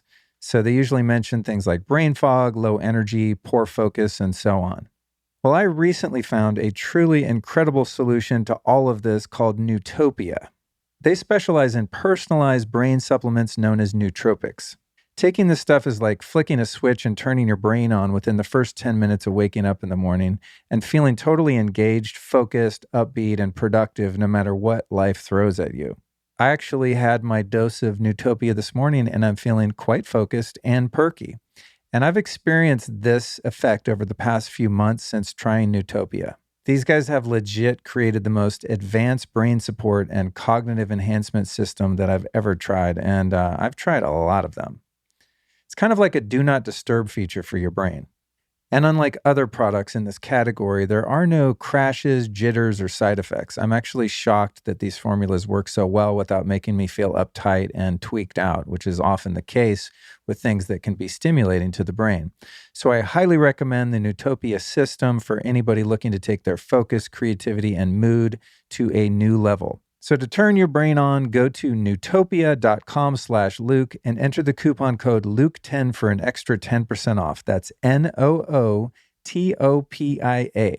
These guys are so confident that their stuff works. They also stand by their products with a 365-day money-back guarantee. So this is a no-brainer for your brain. Again, that's newtopia.com/Luke, and the coupon code is Luke10 for an extra 10% off. So we could talk specifically about plant medicine now if you want to. That is that not what we just did? No. Yeah. I want to tell everyone that the show notes for this episode can be found at lukestory.com/Cameron, and we'll also have a link in the show notes to Tru Kava with a discount code that I forget right at the moment, but I'm sure we have one. And also we'll put your past episodes linked in there too, because like your story is incredible, and we've touched on it both in our prior conversations. So I kind of have avoided it this time because I don't want to be redundant for people that heard it, but your story is fucking awesome too. And maybe we can kind of tie in addiction at some point, but I want to let people know again, lukestory.com/Cameron. Any links, books, anything we've talked about will be found there. So one thing I wanted to actually see if I could find to put in the show notes, and I want to share it with you too. I could text it to you if and when we're able to find it. But the other day I'm like scrolling on Instagram or maybe someone sent me, I think it was a TikTok video. And it was, I don't know if you've seen this, where people have figured out how to put basically little microphones on plants, and the plants actually talk or make music. So essentially they kind of get these ultra sensitive microphones, put them on plants, and then run those through an amplifier, and plants make songs and kind of have language. It's really trippy. So someone sends me this TikTok, and it's a big reishi mushroom grown in a lab, and the fucking mushroom is talking. It's talking. I mean, that's the only way to describe it. Mm-hmm. And it's talking in this alien, like ET language. Insane. I mean, that's just like one example of how much we don't know, and kind of the arrogance of the collective human consciousness to think that we're the only sentient beings that carry intelligence. Back to what we were talking about earlier of the possibility of perhaps some of these plant medicines like kava or kratom or psilocybin or any of them kind of starting to emerge into culture, perhaps with the motivation from God, head, or consciousness as a whole. Not that like I think, this plant is a living being and it's like, I'm going to fly from Peru to California, not in that kind of simplistic sense, but just in the macro that these things do have an intelligence because they're part of the greater intelligence of creation itself, right? And so creation is kind of working its intelligence through something like a reishi mushroom that then is mic'd up and starts talking to you, Yeah. you know? And so it's just really fascinating to me as a Westerner to start to come to these realizations. But if you tap into the indigenous cultures of history, they predominantly already know this. This is like big news to me because I see a reishi mushroom talking, and you could talk to a South American elder and Native American, elder, and they'd be like, duh, we've been telling you guys this for 20,000 years or whatever, And anthropologists think that it's just metaphorical. They're like, oh, these people just, they just kind of like are poetic or something, Yeah. and they are, I mean, shamans, certainly can be, but it's like, well, no, they've lived very, very close to the natural ecology and to each other in a sense of community. It's where we've created a lot of these artificial boundaries, barriers, boxes, and just endless sort of segments of divorcement from nature through which we've kind of lost some of those signals, right? We've become numb to them, right? We've atrophied. It does, atrophied is a good word. Yeah, Mhm. yeah. My wife Allison recently published a book called Animal Power, and it's all about the intelligence and symbolism of the animal kingdom. It's 100 animals. A little shout out to Allison's book there. It's incredible. You can find it at, no, I'm just kidding. We'll put it in the show notes. But, when I first got involved with her, and she's a shaman and works in ways that I don't totally understand. Perhaps I'm atrophied a bit. And so she's starting to write this book, and she's explaining to me the wisdom of the owl or the caterpillar and these different things. And I'm, respectfully curious, but kind of like, just because an eagle flies by, it doesn't necessarily mean anything, right? Because it's that reductionist sort of materialistic, pragmatic part of me that just thinks, oh, it's a coincidence. But it's sort of like, and I want to get your take on this, in terms of the animal and plant kingdom and just our natural environment here on Earth, it seems like you kind of end up in either nothing is random and nothing is accidental, or everything is. And there's this nihilistic sort of defeatism in the everything is random, and it's a lot less fun. And it's sort of like, well, why pursue any understanding if it just is all meaningless and we're all floating on a rock, right? And it's just like destiny is predetermined. So I'm beginning to lean more into that. What if everything, including that eagle flying by or the reishi mushroom having its own language, what if all of that does in fact have meaning, and that I have just become atrophied as a coexisting being here on this planet, whether it's by, the medicines we've been speaking of or not, or just other ways, but how about just kind of changing my degree of open-mindedness to just consider, wow, maybe there is a lot more going on here than meets the eye, and being open to and curious about all levels of consciousness and intelligence and inspiration as it comes into our awareness. In other words, kind of putting up one's antenna for maybe there are signs that aren't just hocus pocus. Maybe things that I just wrote off as an accident or insignificant actually have a tremendous amount of significance in terms of when an animal enters my life and what it could mean, or the fact that these plants are now traveling around the world seemingly on their own, with a little help from humans and airplanes. So I don't know that there's a question in that. I think it's a self-inquiry and an exploration into perhaps regaining some of that innate wisdom that we've lost in our modern culture, especially in the West. And as we're joking, people figured this out a long time ago. Yeah. And the anthropologists are like, they were superstitious. Well, maybe they weren't. Maybe they aren't. Maybe there's something there for us to learn and honor and respect and allow ourselves to be teachable, and to divorce ourselves from some of the arrogance that the ego embeds in us as thinking we know more than we actually do. It's so interesting too. I mean, because you mentioned, just kind of the old saying that's like, which was basically or is similar to what you just said. How those two absolute perspectives of life, that either everything is a miracle or nothing is, right? Which actually, it tends to be where people tend to go. It's like if you I volunteered in a nursing home whenever I was young, and I learned a lot in that experience. One thing that I observed almost immediately was that there were two types of people in those situations where they were horribly deteriorated or just very elderly and not in good health. There were people who were the sweetest, nicest people who saw the meaning in everything, that were totally at ease with where they were at, that had a sense of like, this is where I'm at, I've lived a great life, that kind of thing. Just very, very peaceful people. And then there was people who were the exact opposite, that were very bitter, that were very angry, that were very scared, that are very resentful, and the worst thing, they're full of regret, right? Because people in their final stages, it's one of the worst things probably a human being can experience, is to be full of regret. Saying, "Gosh, I wish I would have done more," and they tell you about regrets that will literally just pierce your soul, motivate you, for sure.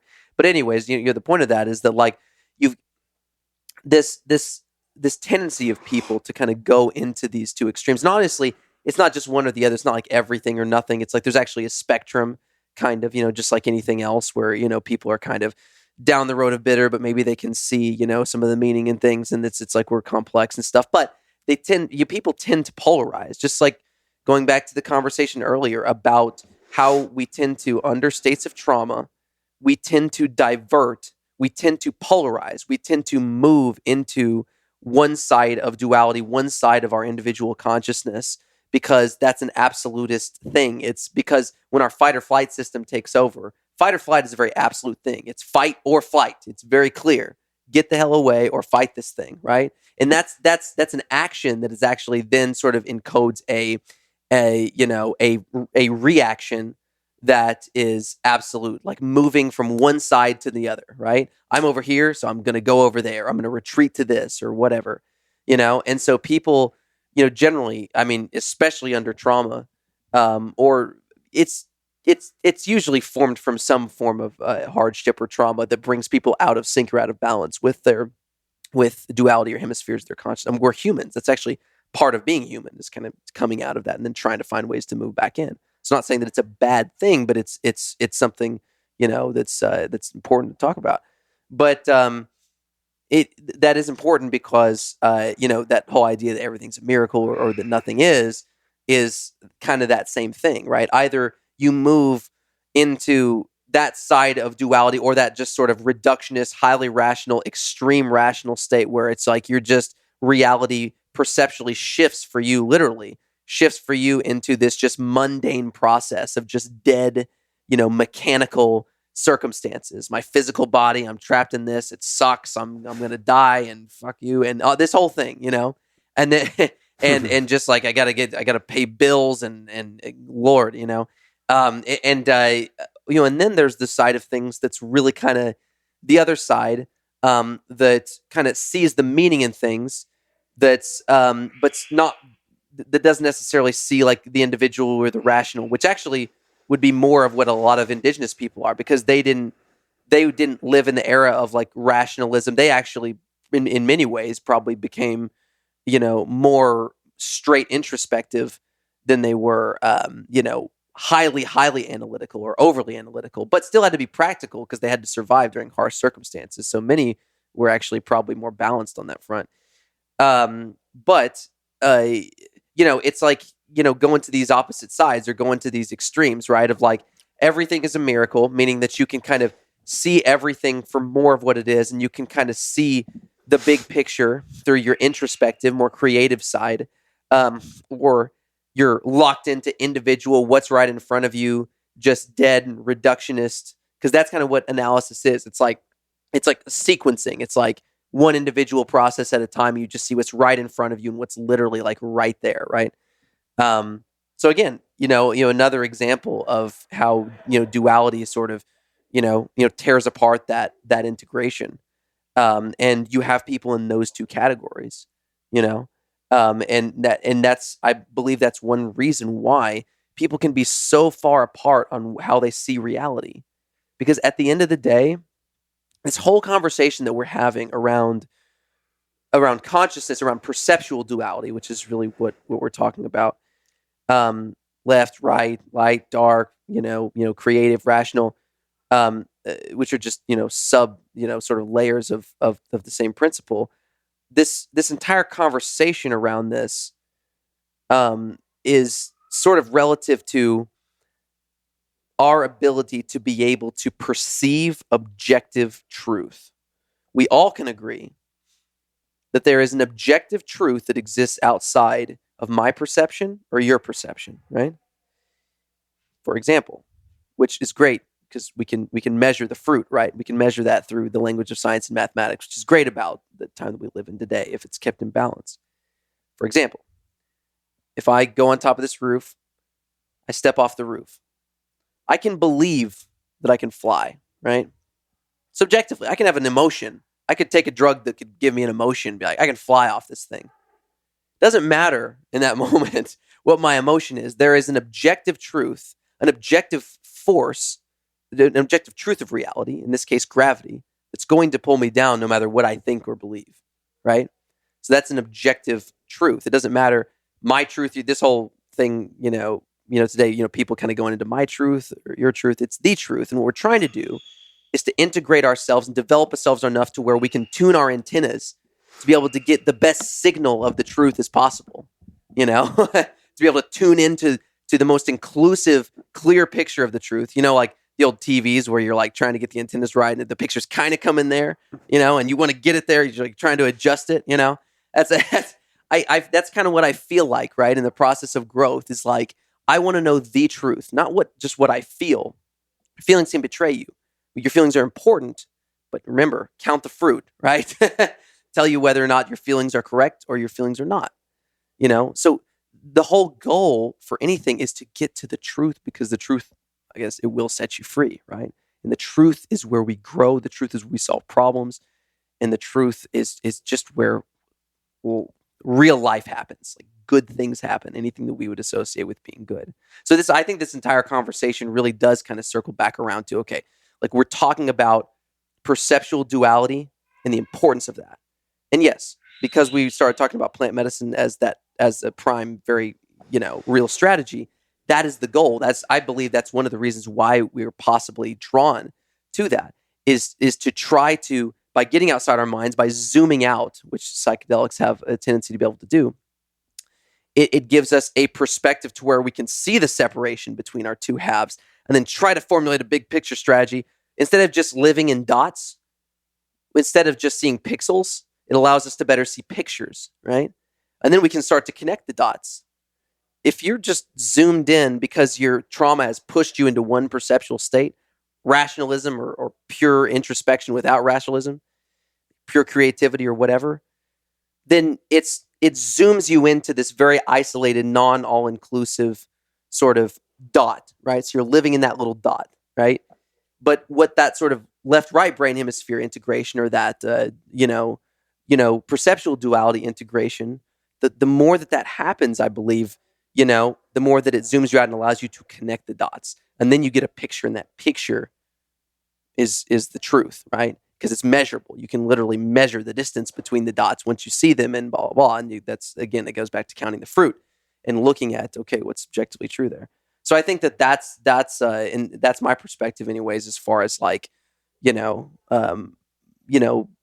importance and, some of the importance and the reason or a possible reason why we're drawn to all practices for personal growth. Yeah. To arrive at a universal truth that then becomes our compass, right? Right. Much of the folly of humanity is just our lack of ability to discern truth from falsehood. We just literally suck at it. Yeah. Most of the time, right? Yeah. I mean, you just look at any of the the mass suffering that humans have endured at the hands of other sociopathic humans, right, that were led to slaughter because they couldn't discern, good from evil or truth from falsehood. Mm-hmm. So anything we can do to kind of arrive at that, as we've been discussing here, for me, that's where you find your true north. Ideally, right? I mean, that's what we want, is to have some sense of direction that is reliable and is going to take us to where we want to go. Perhaps now, more than ever, humanity is under an incredible amount of stress. Hell, even when the world's not this insane, normal life can be stressful. And aside from just being uncomfortable, stress can take a toll on your body, raising your blood pressure, making it harder to sleep, draining you of vital energy, and making you more irritable. That's why I strongly recommend that you supplement with magnesium daily. A shocking 75% of people are magnesium deficient. That number might be even higher among business owners and C-level professionals. That's because stress depletes magnesium levels. And this can, of course, trigger a vicious cycle of rising stress and severe magnesium deficiency. This magnesium stuff is so important that it's involved in over 300 chemical processes inside your body. It's a critical mineral. Having enough magnesium can give you better sleep, more energy, healthy blood pressure, less irritability, a calmer mood, stronger bones, reduced muscle cramping, and even fewer migraines. Sounds awesome, right? Well, to experience these health benefits, you have to get the right kinds of magnesium, and most synthetic magnesium supplements just don't cut it. That's why I recommend Magnesium Breakthrough by Bioptimizers. It's the only organic, full-spectrum magnesium supplement that includes 7 unique forms of magnesium for stress relief and better sleep, all in one bottle. This stuff's incredible, and I actually took one this morning before I left the house. I was thinking about that as I record these ads. I'm like, okay, when did I use it last? Yep, it was today, and almost every day. So for an exclusive offer for you Life Stylist podcast listeners, go to magbreakthrough.com/Luke and use the code Luke10 at checkout to save 10% off and get free shipping. That's magbreakthrough.com/Luke and use the code Luke10. I want to ask you, now we've covered it in the past 2 episodes quite extensively, but we've talked about kava as one of these medicines that I think is really valuable, especially there's so many people in fight or flight over the past couple of years. And I think like our nervous systems, myself included, for various reasons are just fried and tapped out. And so, in the furthest end of the spectrum, you have, not a plant medicine, but a substance like 5-MeO-DMT from the animal kingdom, from the bufo toad, right, is maybe like, well, not maybe, for me, the most expansive of all possible human experiences while you're still in a body, down to some of the more subtle that are more in the adaptogenic herb kind of medicine space, which I would consider kava to be something that can be used daily, continually, no known side effects, has compound benefits over time, but isn't going to take you into the stratosphere, of galactic consciousness, And uproot you from rationalism as much, right? Yeah. So maybe for those that have heard the word kava kind of dropped in this conversation, and this being the one thing that you focused in on and formed your company, Tru Kava, around, give us a little bit of a breakdown for people that don't end up finding it in the show notes. Yeah, exactly. So kava it's one of the most probably, lesser known, underreported, underappreciated, really unique, very relevant, I would say more relevant than ever, plant medicines in this wheelhouse of therapeutic, entheogenic compounds, but that also bridge into a physiological medicine and an adaptogenic medicine as well too. So kava is kind of like this overlap. It's kind of like this sort of this meshed sort of almost like connector or grouped overlap substance in terms of its broad spectrum of therapeutic effects, characteristics and applications, between the standard physiological plant medicines, the adaptogenic herbs that are basically act as more nutrients that you can use on a regular basis to build the physical body over time, and the medicines like we've been talking about, the tryptamine psychedelics, the ones that really bring you into a hyper-perceptual state that give that opportunity to go outside the mind and elicit, spiritual, psychological, mental, and personal growth from a mindset perspective. It kind of bridges the gaps and takes some of the best elements of all of those things. So it kind of takes some of the best effects of alcohol, coffee, CBD, microdosing certain psychedelics, adaptogenic herbs, and it has qualities and characteristics that bridge over all of those substances, which is extremely relevant, obviously, because that gives it a level of versatility and the potential for widespread integration into the culture that a lot of these other substances lack due to their limitations in one category or the inverse. For example, reishi mushroom is a great physiological medicine, and even it's great for the psyche too, as far as an adaptogenic herb. It's great what the Chinese call a shin tonic. It does help with the emotions, but it's not psychoactive in that sense. It's great for the immune system, great for the whole body, but it's more like a nutrient daily sort of tonic type of thing. As where 5-MeO or ayahuasca, DMT, these powerful psychedelic plants and other organisms are lacking on the physiological nourishment side of things, and in fact are so powerful, can actually pull from the physiological in order to get that experience. It's like you're spending a little bit of your physical currency, your energy, to be able to do that, which is why preparation recovery is so important for, like, if you're taking heavy hits of LSD or something like that. So, all the plant medicines sort of have their place, all the most relevant ones that are kind of like, all of them are exploding in this renaissance thing that we're experiencing, right? I mean, health food stores are exploding with, these adaptogenic, nutritional, medicinal mushrooms. People are putting them in coffee, and they're just exploding into sort of mainstream use and all this stuff and different herbs, because there's a great need for them. There's a need. And the psychedelics are obviously exploding for all the reasons that we just covered, and for the draw to human consciousness and everything, expanding consciousness. But they all have kind of their limitations, and every plant compound has its limitations. What interested me so much in kava, besides the fact that it was necessary for me to survive in my circumstance, because it was able to stop my convulsions and seizures, and so it was like a desperation thing of how I got into it. But like we talked about earlier, a desperation quickly turned into an inspiration once I got that specific benefit of it, and then got these other unintended effects and started to realize all the potential that this plant medicine held, and just really dove headfirst into the indigenous people of the South Pacific, all the anthropological information, historical accounts, and started to really understand what this plant is as an organism and what it is as an intelligence, and how that intelligence manifests in this thing, both from philosophical standpoint, but also from an objective scientific standpoint, because it's one of the most well-studied herbs in the world outside of cannabis and ginseng. So you can place these two things together, and that's how we count the fruit on that one.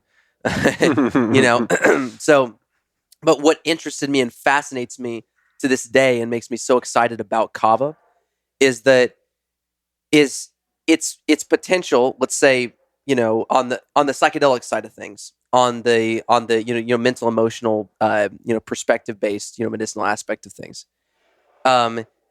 It has these qualities where in high dosages, even in moderate dosages, even in low dosages to some degree, instigates this left-right brain hemisphere hyperconnection, or, sort of interaction through various chemical pathways, the dopamine system, GABA system, serotonin system, cholinergic system, etc., and others as well.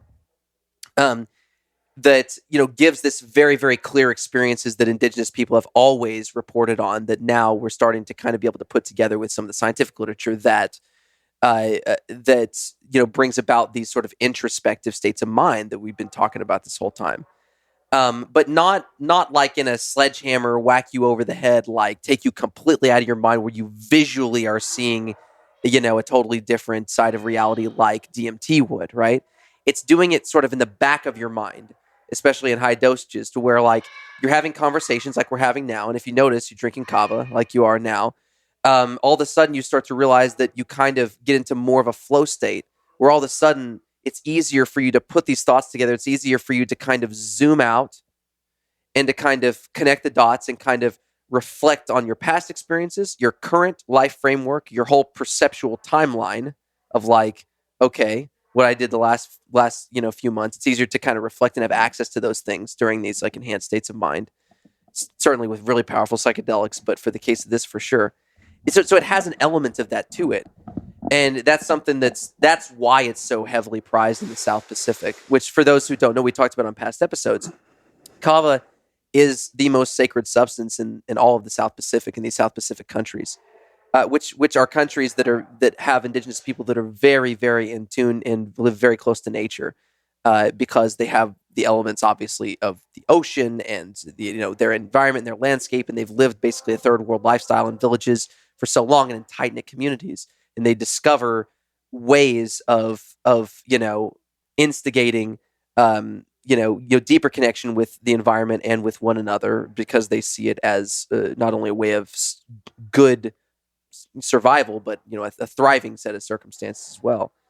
But anyways, it's the most sacred substance in these islands for a reason, because because it has this psychological medicinal effect on the mind.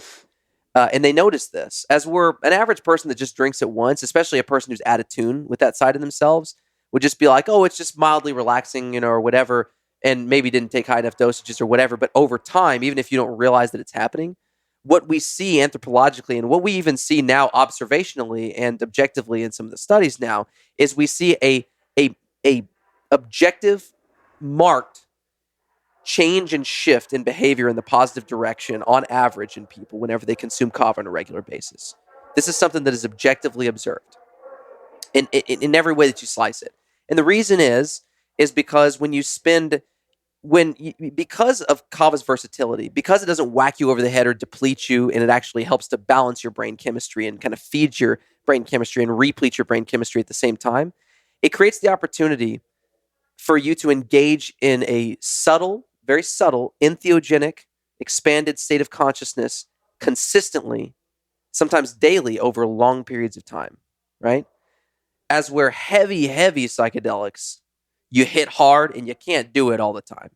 Some people do it fairly regularly if they take care of themselves and blah, blah, but you can't do it every day, And then sometimes doing strong experiences and then using tools like kava in between can help you reflect better on those very strong experiences as well too. So it has its time and place. But the indigenous people of South Pacific, they have access to psilocybin mushrooms. Kava is their most sacred substance because of its versatility, because it has the ability to consistently whisper this message, and it allows for good integration whenever you can get these whispers and kind of get the message slowly over time, right?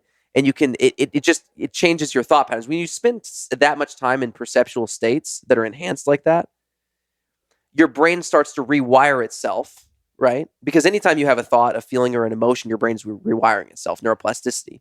Think of it like, every thought that you have is like driving down. It's like you have a clean slate of, say, snow, right? And that's kind of what your brain is, landscape. Every time I have a thought, every time I hear a new idea or go down a certain path of thinking, I make a new path in that snow, right? And so that's like a new connection. I bridge those connections. And so then your brain, in order to conserve energy, it prioritizes traveling paths that have been traveled a lot, because it already finds its way through that. It doesn't have to exert the energy to find and make a new path, right? To push snow out of the way the next time. So the brain does the same very thing. When you spend time in a perceptual state, it starts to create new neurological structures and ways of habitual thinking that become easier and easier to access, right?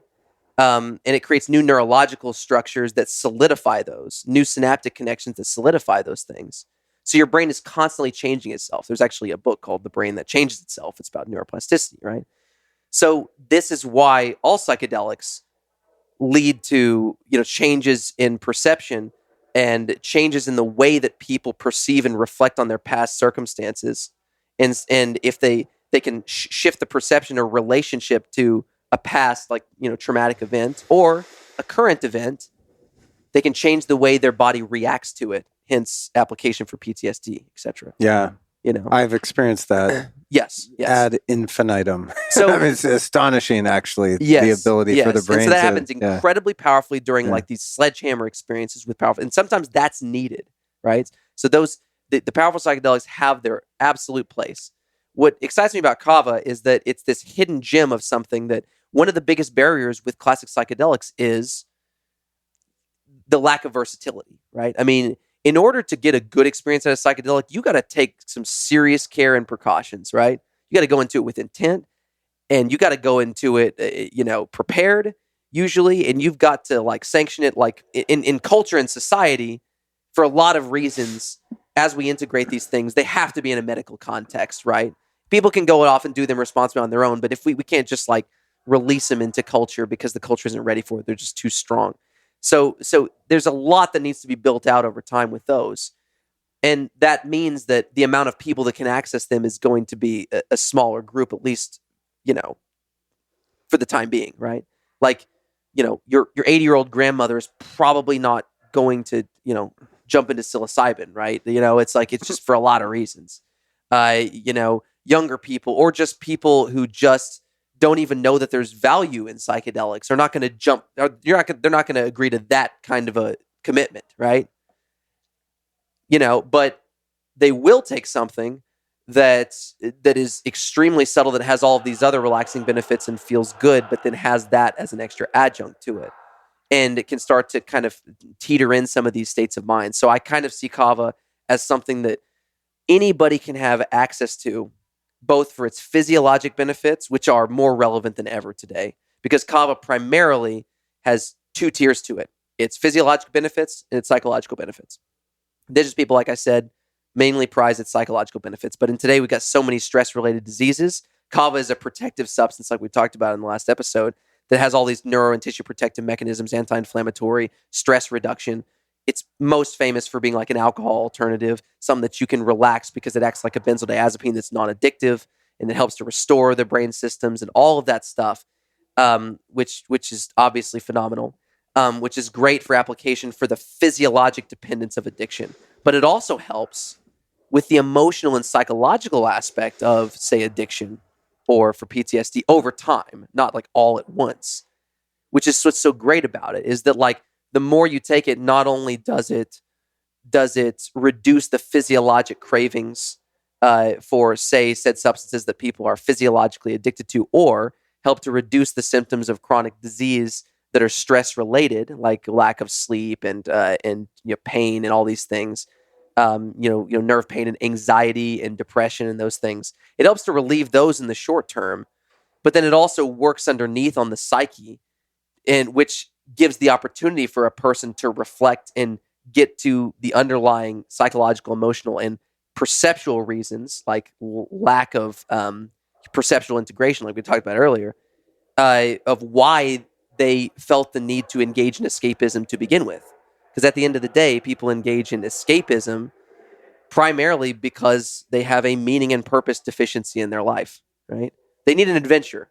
They need an adventure that means something. And life is an adventure. And so you can simulate one by just skipping the whole physiologic experience part and just pressing the button, of that dopamine that would normally naturally come at the end of the assembly line of processes, right? Right. Once you get that adventure or that purpose, you do get these spurts of dopamine and serotonin. But that's a way of hacking it. That's what addicts tend to do, taking the shortcut, which is, part of the whole thing of the whole, victimhood process of escapism and the whole thing that leads to that.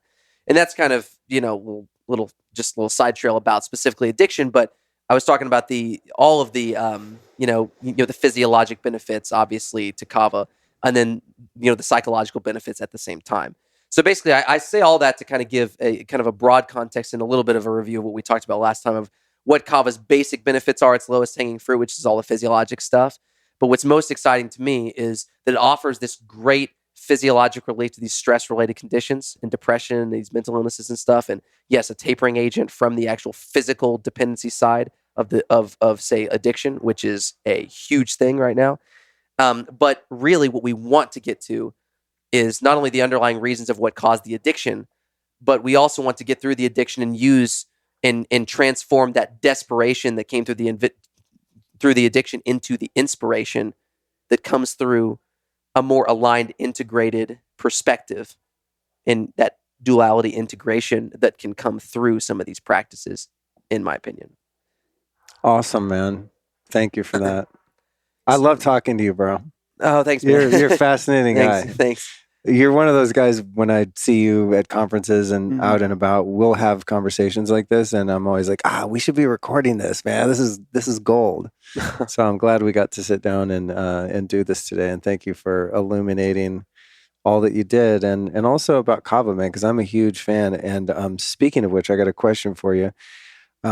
a couple years ago, you sent me some really high quality kava root. I think it was like 3 or 4 strains. Mm-hmm. And you're like, dude, these are really special. Hang on to these. And you sent me a video on how to cook it properly Mm-hmm. and get the extract, which I did a few times. And it was extremely euphoric and amazing. And then I moved and put my stuff in storage for a year. And then I just found them when we were unpacking. I was like, what is that word? Kumbi, yobi, boogie boo. And I was like, oh, it's that kava. Do you think it's still good if it was sealed in an airtight because it was suction dry. thing? Yeah, Okay. It'll be good still. Okay, It cool. lost a tad bit of potency, but it'll be good Okay. still. It'll be fine. Yeah, because I'm a huge fan. And also, it's worth noting, and I'll just state as someone who's, I've gone to kava bars, and even back in the day, I used to buy kava little capsules at Whole Foods, and I've never really noticed much of an effect, honestly.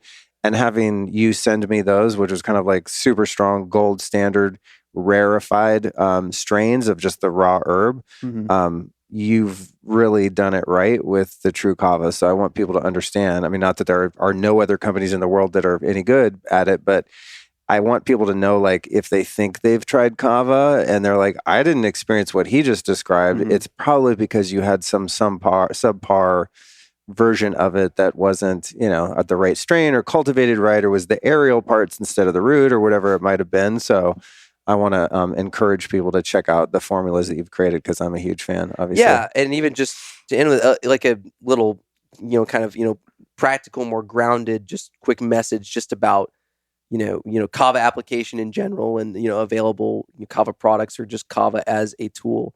Remember, its main applications, its lowest hanging fruit applications are all extremely relevant. You have the anxiety relief, you've got the antidepressant effects, you've got the social lubricant effects, you've got the anti-inflammatory effects, the protective effects.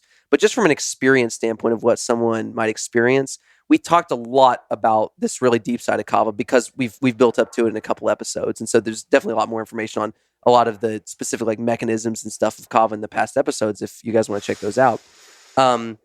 But just the experience of kava, it's just so nice to have something that I think a lot of people are looking for today, where people, for the first time, even the age group of like 18 to 25-year-olds are starting to move away from alcohol use. Like, percentages, amounts of people, even of the young age groups, are starting to be less and less interested in alcohol because of this drive towards, a healthy lifestyle and actually being cool now to seek health, even if the avenues that you're chasing are right or wrong or whatever. It's just like a thing. But it is nice to have something that you can use as an ally, not a vice, right? That can help you relax and assist you. Which is really what alcohol or drug taking like really should be, which is what we're trying to do. At the end of the day, none of us want to be addicted to drugs and alcohol. None of us want to like be out of our minds and get in fights. We're just trying to like feel good and relax whenever we go to the bar and drink, and things go bad, right? Sometimes, things can go bad, or they can get out of control, and they can get out of control with a lot of these substances. And I just think that, it's so good to have something that you can just use, that you don't have to feel bad about, and you can use regularly, even if you still drink, especially if you drink on the weekends or this or that. But you can just use as something that will nourish your body, is a medicinal herb at the same time, but that can also give you that relaxation in a very smooth, natural way, that just be naturally uplifted, and kind of you just feel like more of yourself. You come alive a little bit. You're able to socialize and connect better, which is really why people take drugs most of the time to begin with, as far as alcohol is concerned. And it's just great to have something that you can use as a recreational tool. You can use for medicinal application for all sorts of ailments, which most ailments today, chronic ailments, are stress related. You can use, in context where you're trying to transition, to have as an ally to transition off of, bad physiologic dependence, the imprisonment, the enslavement of what we've both been through in our lives, the hell of addiction to some of its nasty substances. There's other tools, and kava is just a great tool that you don't have to worry about. It's like, it's like, people, trying to get off opiates. There's all kinds of really aggressive, pretty dangerous ways of getting off of them. Methadone, it's like replacing one opiate for another toxic substance. Just having something that you can go to really try, that just helps across the board in all of these things. It's just, it's a protector. It's an ally. some you can go to and you can actually feel good about taking, like you're doing something for yourself at the same time, and it's a tool to be used. And I think it's a really great one. And I think that just like coffee helped back in the early 1900s, helped to shape the collective mind of Western culture. Michael Pollan wrote a book on that and talked about it on Joe Rogan's podcast kind of recently about how that was the case. It helped to shape the rational mind of the culture and the highly, productivity focused side of things. Alcohol has shaped the perceptual mind of how we socialize in a lot of ways. Psychoactive substances that we choose to engage in play a huge role in how we connect as individuals, right? And I just think that at some point, I really believe that kava will be as common as a cup of coffee. And I think that it bridges a lot of these gaps, a lot of these medicines. I just think it's really important for people to explore and to know about and to, if they feel compelled, give it a try and certainly look into it whenever they're studying and looking at all of their options as far as, allies in the plant kingdom, right? Or nutrients or just strategies for personal development and wellness. It's one thing, at the end of the day, what gets people well, what changes people's lives is always a multi-therapeutic approach, right? There's not a magic pill or potion or lotion or whatever, but it is the integration of these things. And there are some really powerful tools that I think surface at times where they're really needed. And this is a really powerful one. And all of the other psychedelics also are extremely powerful ones. And I'm really excited about the time we live in because we're rediscovering some of these tools that I think are really going to play a big contribution in saving certain aspects of humanity and culture, or at least create the opportunity for that. So I do think it's important, and that's kind of a practical message mixed with a higher bird's eye view message. But yeah, I can leave it there, and you can check us out at online or anything, trukava.com, and that's our website, and you can find a lot of information and stuff there. I've done a lot of podcasts with Luke and other people, and so just if you feel compelled. Thanks, brother. Thanks for making the time. I'm glad we got to sit down and share our kava. It's the best. Thanks, I need to have one of these on every podcast I do. The only thing is I drink it so fast, then I have to take a pee break in the middle, as I did today. But no one knows that, hopefully, because we probably edit it out. But no, seriously, they do now. Great to see you, bro. They do now. Great to see you. Keep up the good work, and thanks for coming by to have a chat with me. Thanks for letting me have these conversations. I can't have these conversations on every podcast, but always can with you. You man. Are welcome here, my friend. Man. You too, brother. Well, that brings episode 411 to a close. I want to thank my guest, Cameron George. Always an inspiring and fascinating conversation with this guy. I feel like I could interview him once a month and probably stay engaged. So I hope that you enjoyed it. If you did, please share it with a friend. And remember, Cameron's generous 20% off your first order at lukestory.com/Tru Kava. The code there is Luke20. That's lukestory.com/Tru Kava. I love not only Cameron as a person, but his products are just bananas. Super good stuff. So check that out. Here's a little heads up on upcoming episodes. We've got a solo cast coming this Friday, which I'm just going to surprise you with the topic of that one. Then next Tuesday, we've got 413, Transcending Limiting Beliefs and Negative Patterns to Achieve Your Highest Potential with Peter Crone. Another fantastic conversation. So make sure you subscribe to the old Life Stylist podcast so you don't miss any upcoming episodes. I'd also like to thank our sponsors, Inside Tracker, Silver Biotics, Newtopia, and Magnesium Breakthrough. All incredible services and products. And brings me great joy to be able to share so many cool brands with you guys. There's a part of me that's like, I wish I could just put out a free podcast 2 or 3 hours every week and not have to promote anything in order for that to happen. But at the very least, I get to promote things that I actually use and believe in. So thank you so much for supporting our sponsors and supporting the show. As I always say, and if you hear these outros, don't feel compelled to spend any money to listen to the show. Just take in the information that inspires and serves you. And if you feel so called, share it with a friend. And if you want to go even further, then great. Buy some stuff from our sponsors. And with that, thank you again for checking out episode 411, and I'll be back Friday and then again on Tuesday.